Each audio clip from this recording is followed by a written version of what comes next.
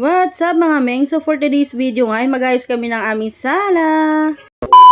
Nagpunta nga kami dito sa New Star para bumili sana ng iba pa namin kailangan sa bahay. At napansin ko nga na kanina pa niya tinitingnan tong linoleum. Hindi pa man siya nagsasabi na gusto niyang bumili ng linoleum, ay ako na nagkusa. Ang mami dyan kasi ay hindi nagsasabi pag may gusto siya o kailangan siyang bilhin. Mas madalas kasi dinadaan lang niya sa pa-segway niya. At dahil nga kabisado ko na ang mami dyan, kahit di siya magsabi ay alam ko na lokbo na rin naman talaga yung linoleum namin sa bahay, kaya kailangan na rin talagang palitan. At nakapila na nga sa counter si mami dyan para magbayad. May masaya na namang mami.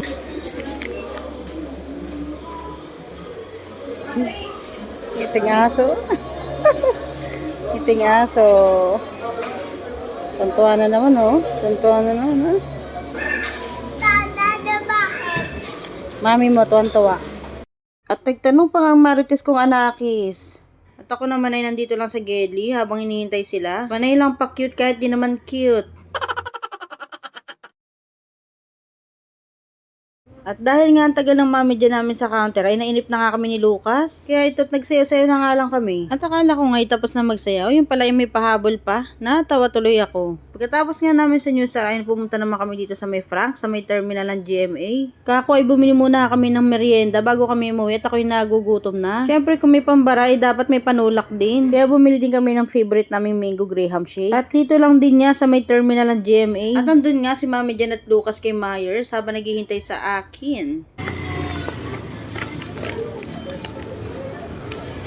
Ay, inabot ko na nga sa kanila yung binili kong merienda at ako yung magdadrive pa. Baby! Let's go na! Pag-uwi nga namin dito sa bahay ay nagmerienda na nga agad kami. At itong Lucas nga namin ay panayang silip sa loob ng burger. Ayaw niya kasi ng may sauce. Ang gusto lang niya ay pati lang yung palaman ng burger niya. At itong mami dyan nga namin ay kay Tulin nga magpalit ng dami. Paamoy-amoy pa nga sa may burger. Eh wala namang magiging ibang amoy yan. Kung di burger pa rin. Sarap na sarap talaga kami dito sa mango graham shake. Kaya lagi kami nabili nito. Sa halagang 120 pesos kasi ay may buy one take one ka na large size. At habang ako'y kumakain nga ay may batang papansin dito sa ilalim ng kilikili ko. Hindi pa nga kami mga nagsisimulang maglinis ay nagme-merienda na nga kami. Abay nakakapagod kasing lumabas. Pati bulsa ko ipagod. Kaya minsan mas gusto ko na lang talaga mag-stay sa bahay eh. Kailangan ko talaga magdobleng kayod eh. Kung yung iba ay may kasabihan na kailangan nila magsipag dahil sila ay mayabang, kami naman kailangan ko magsipag dahil kami ay matakaw. Nagsimula na nga ang mami dyan magpaintura. Yung part na may black color lang naman daw yung pepainturahan niya ng puti. Para daw pag nilagyan namin ng wallpaper ay hindi raw babakat. Ako'y hangang-hanga din naman talaga dito sa mami dyan namin at apakasipag. Sa aming dalawa kasi siya talaga yung mahilig mag-ayos ng bahay. Ako kasi masipag lang pag may kita. Oo, tama yung narinig nyo. Pag may kita lang ako masipag. Abay, kailangan naman talaga natin sa buhay yun. Kaya nga lahat ng racket ay pinasok ko na. Syempre yung racket na malinis. Pagkatapos nga magpintura ni mami dyan, ay tatanggalin na nga sana namin tong TV. Eh, ang problema, hindi namin alam bakit ayaw maangat. Inabot na lang kami ng siyam-siyam dito sa pag-angat ng TV na to. Hindi talaga namin mawari kung bakit ayaw umangat. Kaya sinilip ko nga para malaman kung bakit ba ayaw umangat. At saka sisilip ko nga nalagyan na ng pintura tong buhok ko. Oo, talaga naman. At sinilip ko nga ulit yung likod ng TV namin. At yun naman pala ay nakatornilyo kaya ayaw gumalaw. Eh naman talaga. At di na nga ako nagpatumpik-tumpik pa at inalis ko na nga tong tornilyo dito sa ilalim ng TV nang matanggal na to. O diba, bilis ang transition, wala na agad yung TV. Inalis ko na nga rin tong speaker sa may lokso. At naisipan ko na nga rin buksan at napakarami ng kayamanan sa loob. Surprise! Surprise sa alikabok. Tignan nyo. Tignan mo kung gano'ng kalikabok yan, oh. Oh, surprise! Sobrang daming alikabok. Oh, di ba tuwan-tuwa pang dadapots nyo? Saan ka nakakita ng taong tuwan-tuwa pa sa alikabok? Syempre, ako lang yun. After ko malinisan to isang speaker, ay binalik ko na nga ulit yung takip. At sisimula ng araw namin magkabit ng wallpaper. Oo, wallpaper lang muna. Saka na kami magkakahoy talaga pag sarili na namin yung bahay. Sa ngayon, habang nangungupahan pa lang kami, ay pwede na itong mga wallpaper muna ang gamitin namin. Naniniwala at nagtitiwala naman ako kay Lord. At darating din yung time na magkakaroon din kami ng sarili namin house and lot. Kaya sa mga nangangarap din dyan na katulad namin, ay go for the goal lang. Ituloy lang ang laban. Charing. Ito nga palang wallpaper na nabili ni Mami dyan sa online ay hindi ko nga alam to. Na-surprise na lang ako nung dumating. Tulad nga nung sinabi ko kanina, pag may gusto siya o kailangan siyang bilhin, eh, hindi siya nagsasabi. Kaya ang parcel, pag dumadating, lagi ako na-surprise. My gas, bigas. Sesingin natin. Let's go! Ay. Ginagawa mo. Tara. Let's go. Let's go. Let's go. Ginagawa Isa mo. mo naman. Punta ka na dun. Ano to? Ayusin ko yung camera.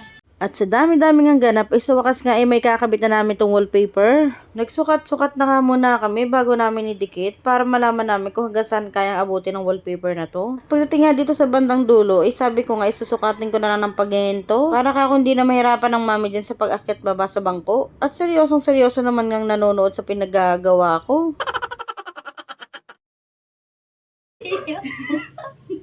Tuntuwa na naman ang gago. Ay, nakalapitod talaga. At itong si Mami dyan nga, ay panayang tawa, palibas at may naiisip na kalokohan. At parang hindi kami mahirapan magkabit ng wallpaper, ay habang nandito sa baba, ay kinat ko na nga. Diyos me, akala ko naman si Mami dyan talaga yung gagawa nito. Yun pala ako yung pagkakabit ng wallpaper.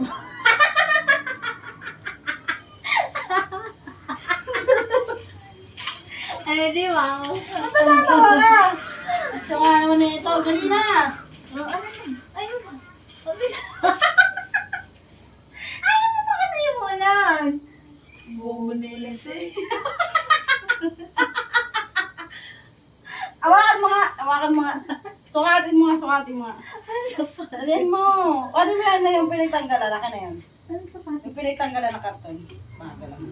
Dapat nga siya lang gumagawa. Nagdadamay ko po tragis eh. Ito. 1. Ilan mo. Ayun, kilig-kilig ka sa mapit. Eh, ganun mo lang agad. Yan. 1. Huwag mo na yan. 2. 3. Aban ako. Oh, diba? Nagpas pa. I-adjust ko pa ng konti dito. Sige nga ang tawa nitong mami Jen dahil nga ako'y nabobosit sa kanya. Sa totoo lang kasi, hindi ko naman na-expect na ako pala pagkakabitin niya nito. Ang buong akala ko kasi talaga, siya lang yung mag-aayos dito. Dahil nung nasa labas pa lang kami, ay paulit-ulit niyang sinasabi na marami pa daw siyang gagawin. Ma'am, bubudol talaga tong mami Jen namin. Ay syempre, wala naman ako no choice kaya tinulungan ko na lang talaga siya. Akala ko kasi makakapagpahinga ko that time. Mas malala pa pala sa inaasahan. Mas tiwala daw kasi siya sa gawa ko, kaya ako na yung pinagkabit niya ng wallpaper. Baka daw kasi pag siya nagkabit, ay tabi-tabingi at magkaroon ng gusot-gusot. Mas magaling daw kasi ako magtansya, kaya ako na yung pinagkabit niya ng wallpaper. Asus, nang uuto ka lang. Pero kahit nga reklamo ako na reklamo sa kanya habang kinakabit to, ay natapos din naman. At dahil nga pinagtatanggal namin nakadikit dito sa pader, ay ikakabit na ulit namin. Ay, ako lang pala. At dahil nga naiinis ako, ay dinaan ko na nga lang sa pagsasayaw. At itong si Mami Jen nga, medyo KJ, nagsasayaw pa nga yung tao eh. Pinagkabit na agad ako ng electric fan. Kaya sumaya na lang ulit ako after ko magkabit. Pero sa totoo lang, mas masaya naman pag nagtutulungan. At mas napapadali pa nga yung trabaho. After nga namin sa pader, ay dito naman kami sa sahig. At dahil nga lokbo na nga tong linoleum namin, ay kailangan na nga talagang palitan. Ilang years na rin naman napakinabangan tong linoleum na to, kaya sulit na sulit yung pagkakabili namin din eh. At nung matapos na nga tanggalin yung linoleum, ay nagwalis-walis na nga tong si Mami Jen. At bonggang-bongga ngayon lupa-lupa na nawalis ang Mami Jen. At dahil magkakabit na nga ng linoleum, ay syempre ako na naman ang nakatoka dito. Nag-aalangan na naman kasi ang Mami Jen, at baka daw kasi maging tabi-tabi yung pagkat niya. Napakawalang tiwala sa kanyang sarili. Sabi ko nga sa kanya, kayang-kaya niya naman yan. Dapat ka ako ay may tiwala siya sa kanyang sarili. And always think positive lang. Nakakatuwa nga at saktong-sakto lang yung linoleum. Hindi na nga ako nagkat dito sa pangalawa. Sa pawis na ako. Yummy. May yummy hotdog. At after ko nga may kabit yung linoleum, ito namang si Mami Jen ay magpupunas-punas muna daw. Ganyan talaga siya maglinis. Talagang pinupunasan niya bawat sulok ng bahay. Kulang na nga lang, pati libag ko ay kuskusin na rin niya. At pagkatapos nga niya magpunas sa pader, ay kinabit na nga niya itong nilabhan niyang cover ng sofa. At bukod nga sa napakalinis si Mami Jen sa bahay, ay napakasinop din niya sa gamit. Ayaw nga niya nadudiman tong sofa na to, kaya lagi may cover. Mahigit 2 taon na nga tong sofa na to sa amin, pero hindi mo makikitaan ng mga bakas-bakas o mga tagiptip. Ganun siya kasinop at kaselan sa gamit. At after nga niya may kabit yung mga cover ng sofa at punda, ay nagkuskus naman siya ng sahig. Ikaw na talaga Mami Jen, ang pinakamitikuloosang babaeng nakilala ko. Paano nga namang hindi siya gaganahan kung may mga ganito ba namang parcel? Yung mga gusto niya kasing ilagay na decoration sa bahay ay nabibili niya kahit paunti-unti lang. Simpleng bagay lang naman kasi yung kaligayahan niya. Yun ay yung makabili ng mga gamit sa bahay. Dahil nga masipag naman ng Mami Jen, kaya pinagbibigyan ko siya sa mga gusto niya. Kaya sa mga housewife na katulad din ni Mami Jen, ay magsipag din kayo, ay panigurado. Araw-araw kayo may parcel. Sino ka dyan? Si Asin pa dyan. Inilagay na nga ng mami dyan yung mga flower na binili niya. At yung dahon niya na kulay green ay eucalyptus pala yun. Tinanong pa nga ako ng mama dyan kung alam ko daw ba kung ano yun. Nice. May pag flower base pa. Flowers for you.